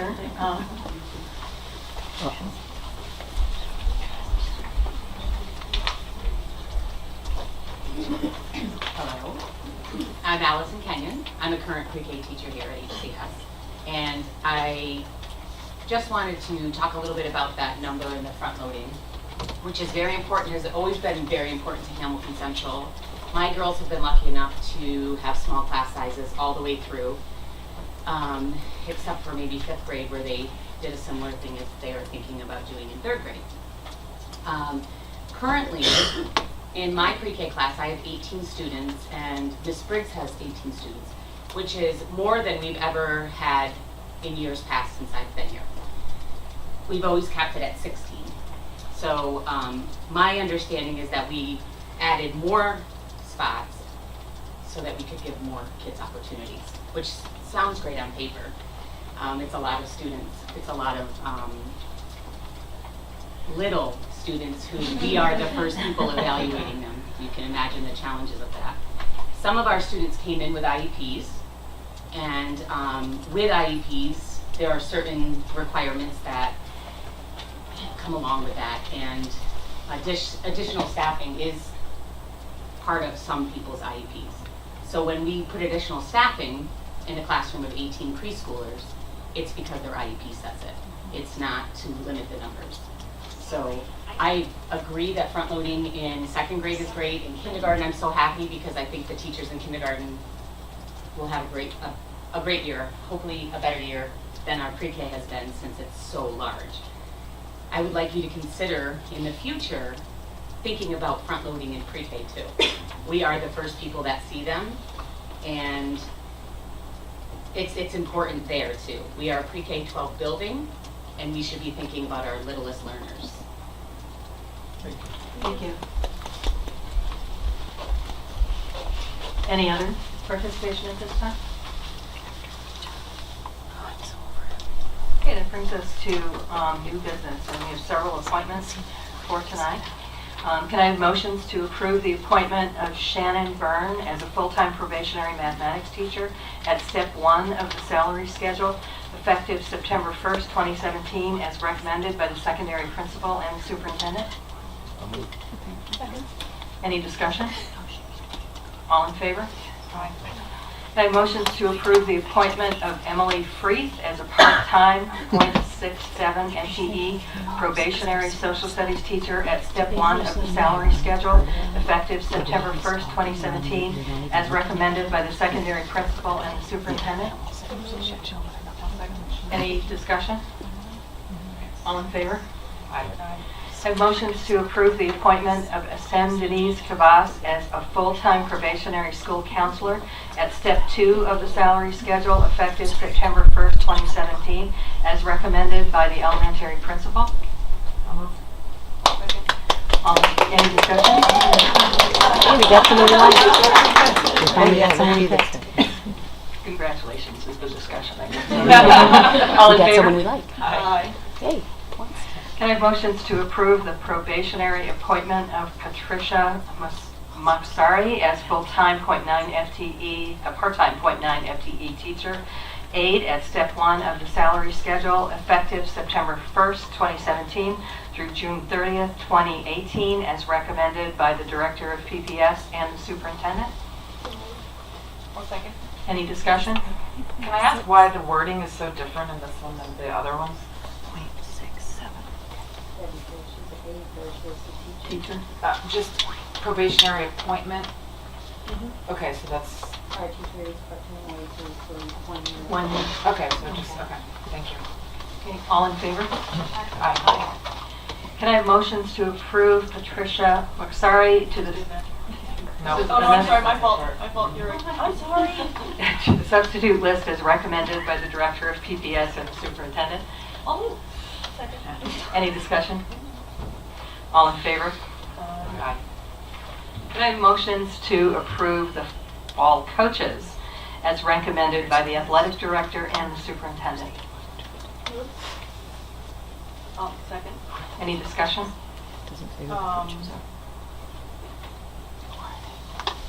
Is there any discussion to be had about girls soccer and what we're doing, or modified is here? And, or are we not gonna? We're almost there, Okay. and we'll, after a board meeting, we'll be able to say something, but we've learned in the past, just wait until the Yeah. deal is closed. Got it. So- Okay, so right now modified is here. Correct. Got it. Thank you. Any other discussion? All in favor? Aye. Can I have motions to approve up to 10 additional summer days if needed for Mr. Fred Bregan, Director of PBS, as recommended by the superintendent? I'll second. Any discussion? I'd like to clarify. Yeah, so one of the things that we've been made aware of is that when our students come in district, that we're not always getting their CSEs done, their evaluations done. And so what we want to do is make sure that we're able to take care of all things related to our special education kids if they come up over the summer. Mr. Bregan doesn't necessarily want to work over the summer. There are also state reporting and things that he needs to do to close out the year. So that's that's the rationale. And do you have it? I'd like to make sure that these days are structured to minimize them, since they're additional days, and to make sure that if we do hire for a full-time person, that these days are then either transferred to the new person or something is discussed at that time about what these days are needed for at that point. Any other discussion? All in favor? Aye. Nay. We have one nay. No. Two nays? Can I have motions to approve work days for elected, appointed officials, confidential secretary, 5 days a week, for 7.5-hour days, tax collector, 5 days a week. 5 hours a week, I'm sorry, I can't do both, can you? District clerk, monthly evening board meetings, and district treasurer, 5 days a week for 7.5 hours a day. I'll second. Any discussion? I just want to, this is something that we just do every year, and we Yeah. set the schedule and make sure that, Yeah. okay, and there's no changes in this, this is the same old, same old. Any other discussion? All in favor? Aye. Can I have motions to approve William Dowsland to assume the duties and responsibilities of the athletic director with an $1,800 stipend effective May 30th to June 30th, 2017, as recommended by the superintendent? Second. Any discussion? Thank you. Thank you. Well, Thank you. Any other discussion? All in favor? Aye. I have motions to appoint Becky Marcella as a part-time cleaner effective June 26, 2017 through August 25th, 2017. Move. Second. Any discussion? All in favor? Aye. And I have motions to approve the people listed for summer school teachers for the 2017 summer school program as recommended by the elementary and secondary principals, director of PBS, and the superintendent. I'll move. Second. Any discussion? Thank you. All in favor? Aye. Can I have motions to nominate William Miller for the New York State School Boards Association Area 5 Directorship, 2-year term of office, January 1st, 2018 through December 31st, 2019, as recommended by the superintendent. That's I'll move. Second. Any discussion? All in favor? Aye. Hey. Michelle abstained, okay. Could I have motions to approve the recommendations of the CSE and/or CPSE? I'll move. Second. Any discussion would happen in executive session? All in favor? Aye. Could I have motions to approve the application for a non-resident student for the 2016-17 school year? I'm sorry. 17-18, sorry. It's correct on the application. Okay, it's not correct on mine, okay. Okay. 2017-2018 school year? I'll move. Second. Any discussion? I'll just clarify, if you open it up on the application, Okay. it is clear that it's 17, 18. Yeah. And we're sure that we have enough room in this grade. Grade 7. The child will be entering grade 7 in the fall. Any other discussion? All in favor? Aye. Okay, can I have motions to lease one school bus to the Village of Recreation Commission for the summer 2017 program with the following stipulations? The vehicle must be fully insured under the Village of Hamilton insurance policy. All gas and oil would be provided by the Village of Hamilton, and an approved active school bus driver presently on the HCS roster, if available, will be used to drive the vehicle as required. I'll move. I'll second. Any discussion? The only thing I would say is, in their letter, they said that they're going to provide an insurance certificate. It takes nothing to get that. That should come with their request. I mean, we're saying that we're gonna have it, but, I just want to make sure that it's clear that that bus isn't going anywhere until that certificate of insurance arrives, and it should be part of their application process. Any other discussion? All in favor? Aye. Abstain. Can I have motions to approve the class certification for the class of 2017? Certification list for graduation contingent on each member completing all graduation requirements. I'll move. Second. Any discussion? Congratulations. Congratulations. All in favor? Aye. Can I have motions to accept the monetary donation of $3,345 from the Hamilton Emerald Foundation with sincere appreciation, and to increase the budget by $1,845 as recommended by the business manager and the superintendent? Second. Any discussion? All in favor? Aye. Can I have motions to accept the donation of 27 iMac computers from Colgate University with sincere appreciation? I'll move. I guess I'll second then. Any discussion? Thank you. Thank you. Appreciate it. Are any of them already out? And do people? Yes, No. but it's in my update. Okay. All in favor? Aye. And we have a second, this is a first read on policy 8500, special education programs and services. There was a change in the statute, so the language of this policy has to change, and the wording that you're seeing is from the policy service that we have. So it's a first read and it's a discussion item. Any discussion?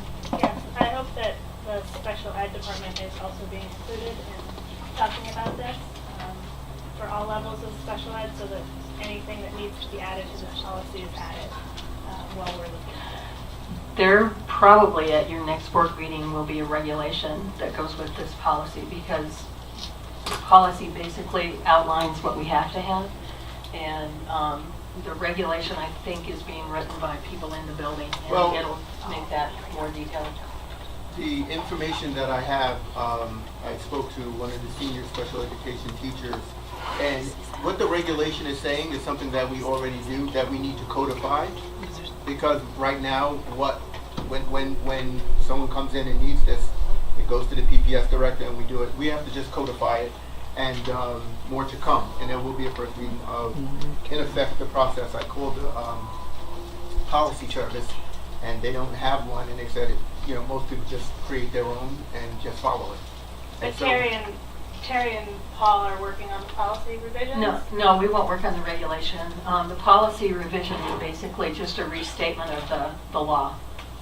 It's just what's in the law, and it just says we have to have this, and so the actual process that we follow will be in the regulation, and that'll be next time, and that'll come from people in the building. So, just to clarify, for me as much as anybody else, policy is board-instituted policy. It's basically written by the law. In order to change it, we need to do 2 reads and agree on a change. Right.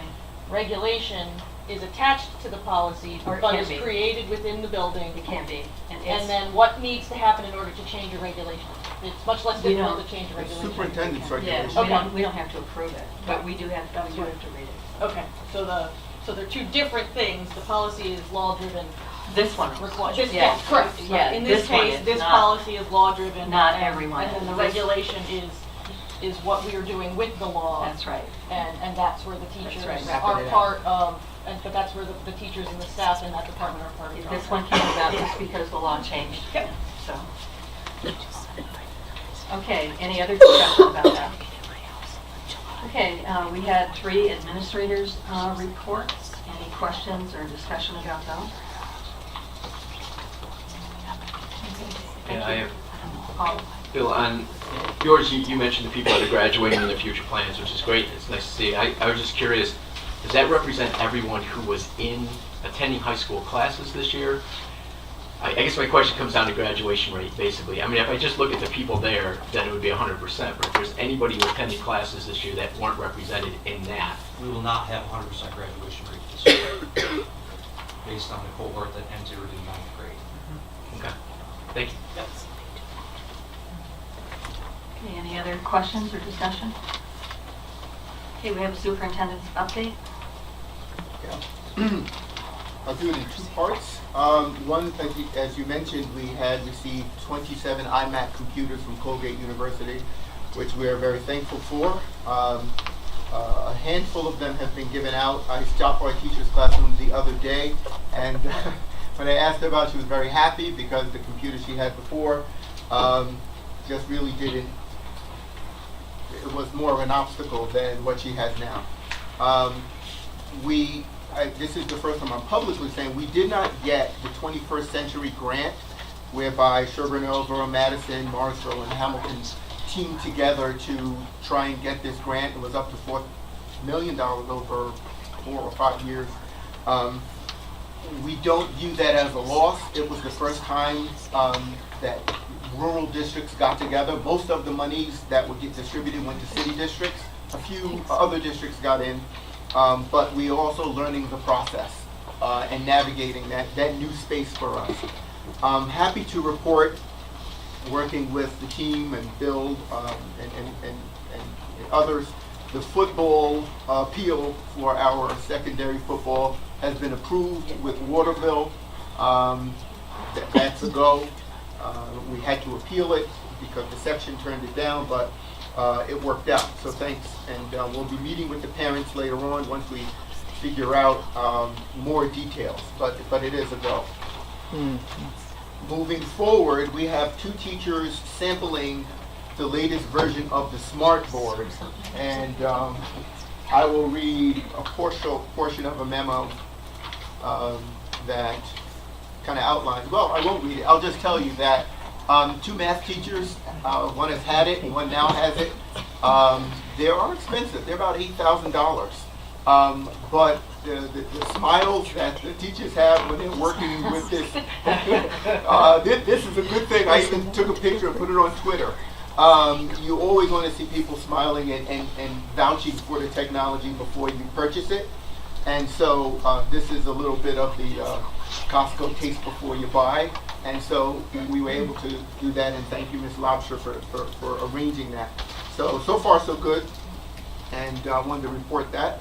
Also want to report that the RTI plan is in draft form, has been sent to you. It is complete, it is thorough, it is 19 pages in length, completed by 21 teachers and administrators with 48, the total number is 48 pages with appendices, but 19 of it is the plan. So we'll look at it at some point, and maybe in July or August we'll go for approval, and then we have to really train and make sure everyone is aware of what that process and plan is. Yeah? Go finish, but I have a question when you're done. Yep. And it'll be posted on the website, and that'll be part of what we're doing to kind of shore up our academic piece and really codify. And it's been over a year since Mr. Bragan's been working with the team, but it's at that point. Which is great, thank you. So I can file it in my head where it belongs. Will this be regulation? Will this be procedure? Will this just be what we do? I mean, like, where does it, Right. need to file it in my head? It's a plan required by law. it's a plan, and the board will review and approve the plan, and then it'll be part of our plan, and this is what people have to follow. And that's why so many fingerprints are on it in the creation process. Do you think Kevin personally? Really thorough. They did a great job. Everybody did. It was great. 21 people. That's why it took so long. 21 people is a lot. So, teachers, administrators, yeah. And that's what I have to say regarding between the last board meeting and this board meeting. I want to share just a little bit more information in terms of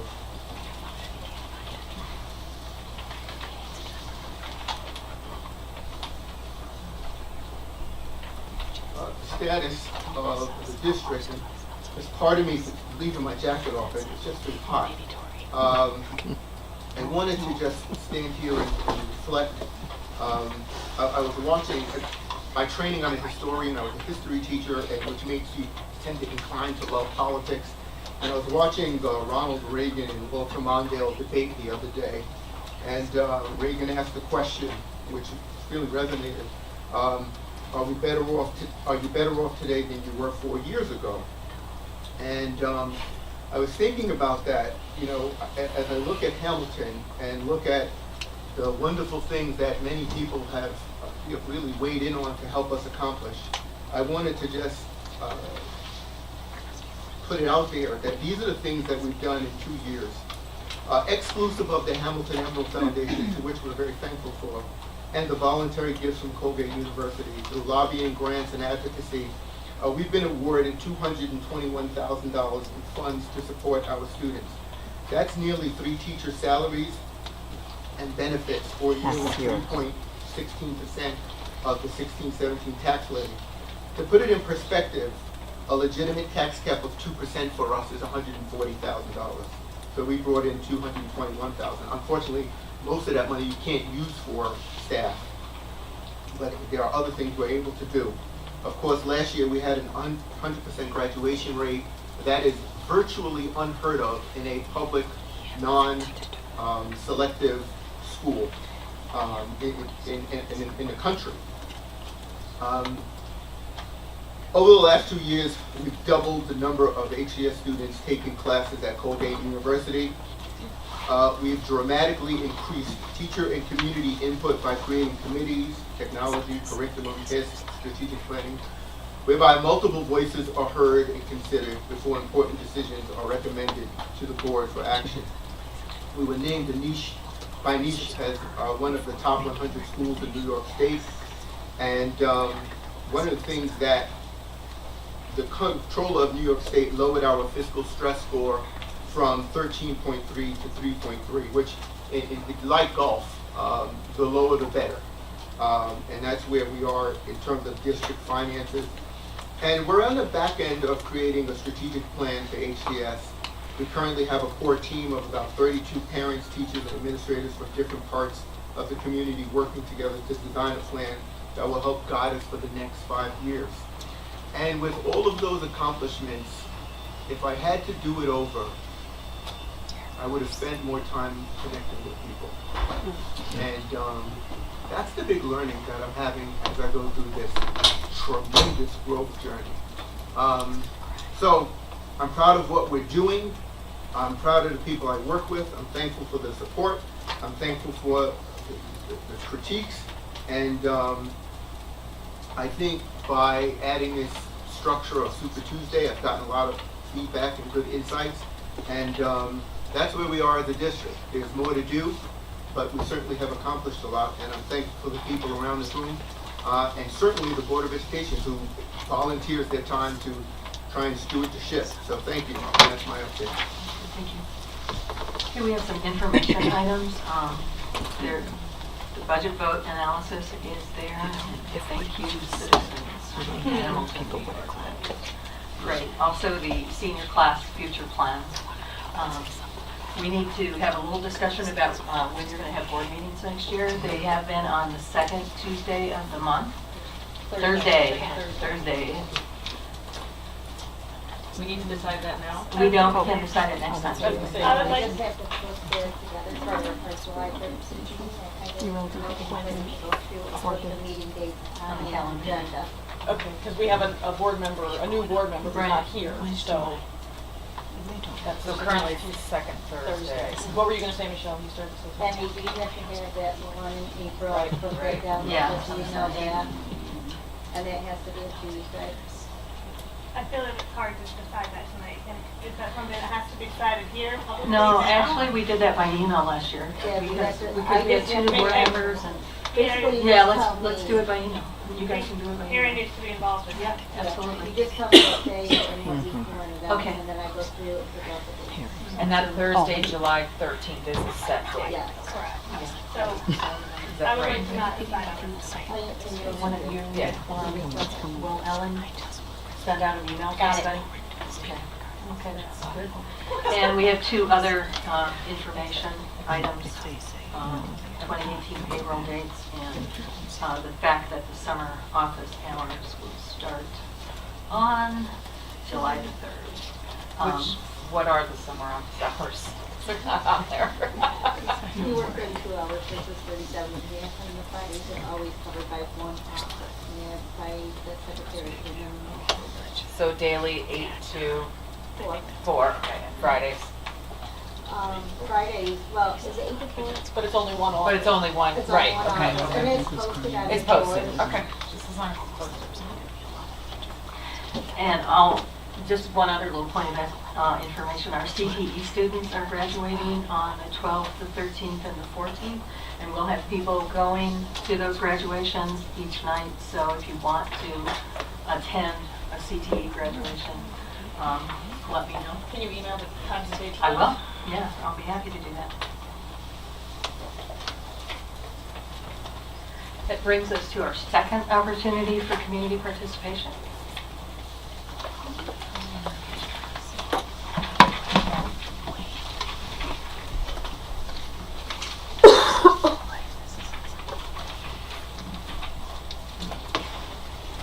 Hi everyone, Travis Ames. I don't have a question tonight. I would just like to say to Terry, thank you for all your service over the last 3 years. And you've been a real help to me. You've fielded a lot of my questions, some hypothetical, some very serious. And even in private, you've been a big help to the district over those 3 years. So thank you, and I hope you're able to find some way to stay involved in the school just a little bit, to share your knowledge, and I wish you luck. Thank you. Thank you. Thank you, Travis. Thank you. Any other participation?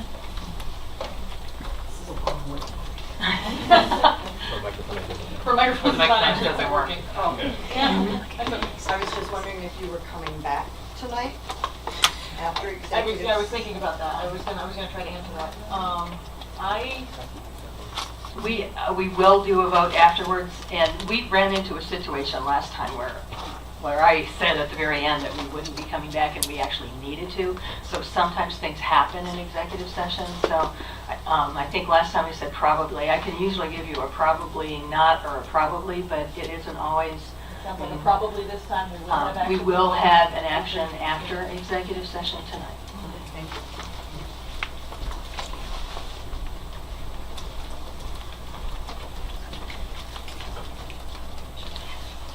Rick Hanson, Hamilton, Teacher Association President.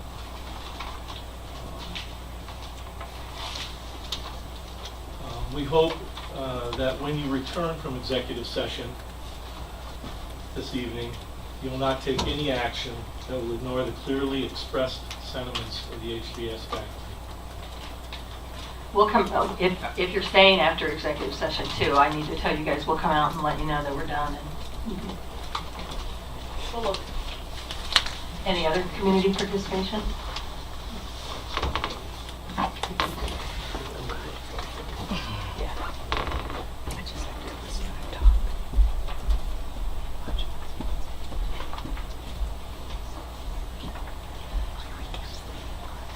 Hi there, Ferdinand from Ridge. I wanted to join Travis in thanking Mayor Monty for a great job over all those years, and congratulating Ellen Larson on being re-elected. Thanking Travis for also running, and I'm sorry to bring out, but it's great that people in the community, and also congratulating Harry Jarko, of course. It's great that people are stepping up and doing this hard work. And thank you at the end of this year to all of you administrators and to everybody in the board who's continuing.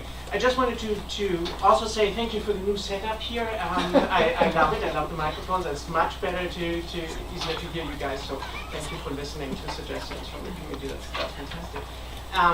The other things, also thank you for your feedback. I sent something on community schools and on possible grants for that, and Matt, who's not here right now, looked into that, and we're too rich to get that grant. I understand that. I wonder if it's still, and a lot of that stuff we already do, I still wonder if it's worth looking into what community schools do, and I actually think that more than ever, since you mentioned the focus school kind of thing, that we're doing really well by our students who are doing well anyway from their home background, and that we are struggling in helping those students who are disadvantaged in certain ways enough compared to how we're serving other students. And since we can't get beautiful state grants for that, I wonder, if possibly, this is yet another field where the Emerald Foundation might think about there are initiatives that they would be able to fund, and just to, and also for us to think what might other sources, what else could we do even with the money that we do have, or with the money that comes in. That's my one comment on the budget. My understanding is that there was a sudden windfall of $36,000 late in the game. Next time that happens, if we have a situation like we have in third grade now, or if we know we have students in our district who don't get enough food, who don't enough food, whatever it is, maybe there are ways to plow that into, I don't think we don't need that money. I think we have students who need it indirectly through us, and we can, those are the moments when I think we can get creative, when we don't have to override the tax cap and say, gosh, that would enable us to do X. And just to quote a couple things from this article that I sent you guys, this was from the New York Times about a public school in Tennessee, woefully disadvantaged financially. They do great stuff in terms of graduating students and so on and so on. They do a lot of good stuff. Just one paragraph here is what schools like this do. These schools open early so parents can drop off their kids on their way to work and stay open late and during summers. They offer students a cornucopia of activities, art, music, science, sports, tutoring that middle-class families routinely provide. They operate as neighborhood hubs, providing families with access to healthcare clinic in the school or nearby, connecting parents to job training opportunities, delivering clothing, food, furniture, and bikes, and enabling teenage mothers to graduate by offering daycare for their infants. Some things like that, I could imagine that HCS could team up. We have a food cupboard, of course. We have community institutions that do a lot of this. But what it takes to help the students who are least advantaged is to help the entire family. It's great if we give this individual student extra attention. But what we really know, and Ellen, you're a doctor. I mean, you know you get a lot of people who are sick, but you can only treat that person so far, because what's really happening is in their lives, and it means their social surroundings. So to the extent that we can intervene or enlarge our radius of operation, I think that would be fantastic. Just one other thing, and that was in the Times yesterday, another school that has huge percentage of free and reduced lunchtime, 90%, so way above us. And what they do, this is in St. Paul Public School, is this. They provide 3 balanced meals a day to all its students, some of whom might otherwise have little else to eat on school days. For those who can't get to school in time for early breakfast, a substitute meal is offered after first period to be eaten during the second period. Every student can pick up dinner at the end of the school day, and those who play sports after school can take the dinner with them to practices and games. And their graduation, since they started this, their graduation rates have improved, and they're doing better all around. They're offering it to everybody, knowing that way you don't stigmatize them. With a kid who takes the doggy bag home, I was just wondering, again, this for us would probably be a financial commitment that we can't simply sort of from one year to the next. But to go in that direction, to think about, okay, can we cooperate with the food or cupboard or whatever, if we have leftovers in the cafeteria from lunch or from break. Are there ways kids can take food home or eat at unusual times, not during the usual lunch break?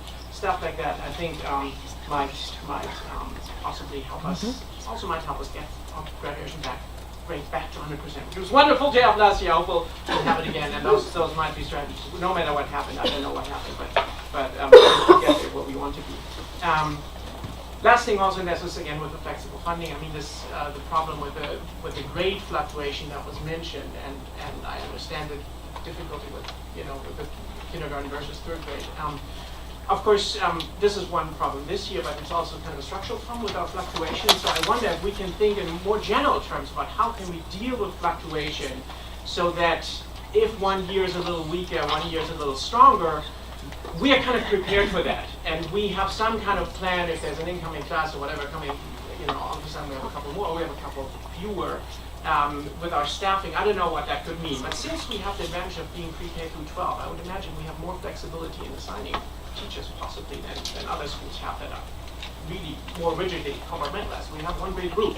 So I would hope that in the future, if we think about this strategically, we can find ways to possibly sort of be prepared for the situation, which will happen again and again and again. It's just the way things go. Thank you so much. Thank you. Any other? Can I, everybody got the link? Yeah. That was one of the things that I had trouble getting out, and so I wanted to make, Oh, it didn't? Yeah, no, it was good, they got it, it was good, I just wanted to make sure. Oh, sending out. Sending, yes. I see. Yeah, I got an email from.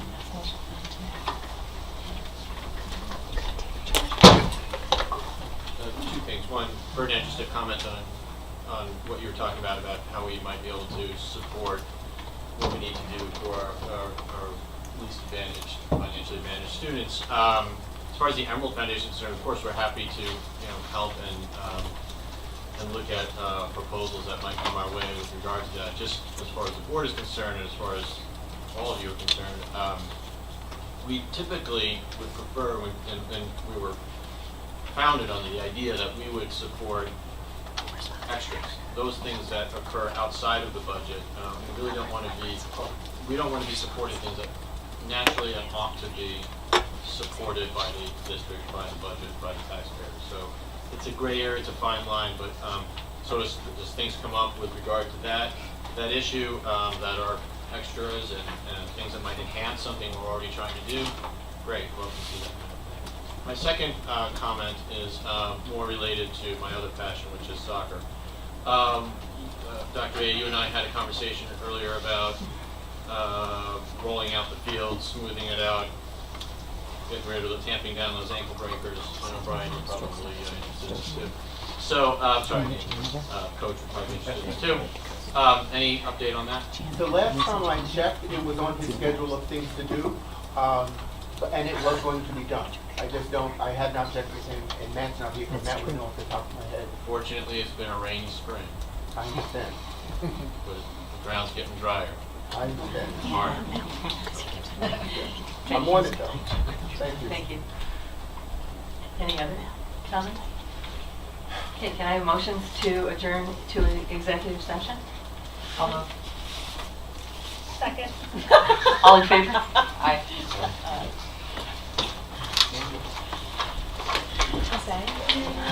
To come out of executive session? I'll second. All in favor? Okay. Can I have motions to approve the confidential salaries as discussed last week and listed in the agenda? I'll move. Last month. Last month. I'll sorry. move. I'll second. Any discussion? Okay, all in favor? Aye. Can I have motions to adjourn? I'll move. I'll second. Any discussion? That's it. That's it. All in favor? Aye.